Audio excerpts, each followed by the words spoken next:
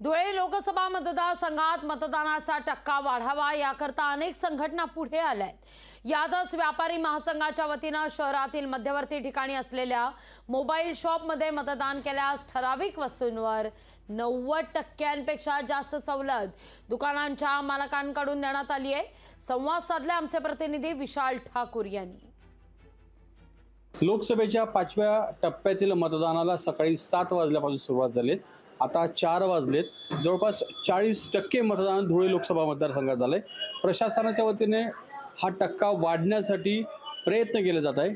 त्याचबरोबर विशेष म्हणजे धुळे शहरातील व्यापारी संकुलामध्ये असलेल्या काही मोबाईलचे काही शॉप्स आहेत, या शॉप्स धारकांनी देखील आपापल्या पद्धतीने जे काही स्कीम आहेत त्या मतदारांसाठी राबवलेल्या आहेत।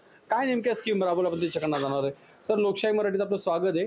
मतदानाचा टक्का वाढण्यासाठी तुम्ही स्कीम राबवली, काय नेमकी स्कीम आहे? माझं नाव दीपक श्री गणेश उमल चौनरे। मी धुळे लोकसभा मतदारसंघात मतदानाची टक्केवारी वाढावी याच्यासाठी धुळे व्यापारी महासंघातर्फे मतदार जनजागृती अभियान राबवण्यात येत आहे, ज्याच्यामध्ये धुळे व्यापारी महासंघात येणाऱ्या 40 विविध क्षेत्रातील व्यापाऱ्यांनी आपल्या हिशोबाने ग्राहकांना आपल्या मतदारसंघात जे मतदाता आहे त्यांना मतदानासाठी जागृत करण्यासाठी वेगवेगळ्या प्रकारची स्कीम राबवली आहे, ज्याच्यामध्ये त्यांनी विशेष सूट दिलेली आहे। त्यांना मतदान केल्यानंतर बोटाची साई दाखवल्यावर त्यांनी वेगवेगळ्या प्रकारची स्कीम त्यांच्यासाठी ठेवली आहे, ज्याच्यामध्ये श्री गणेश उमलतर्फे आम्ही मतदारांना मतदान केल्यावर मोबाईल ॲक्सेसरीज खरेदीवर 90% पर्यंतची सूट ठेवलेली आहे आणि त्याचा आम्हाला खूप रिस्पॉन्स पण भेटतो आहे।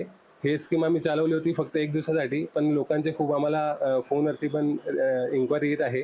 त्या हिशोबाने आम्ही त्यांच्यासाठी हे स्कीम आणखी 2 दिवस वाढवली आहे। तर 20, 21, 22 हे 3 दिवसपर्यंत आम्ही जे पण आपले मतदारांनी मतदान केलेलं आहे त्यांना हे आम्ही स्कीम देणार आहोत। कॅमेरा पर्सन गणेश पाटीलचा विशाल ठाकूर, लोकशाही मराठी, धुळे। लोकशाही मराठी ऐका, पहा, जागरूक रहा।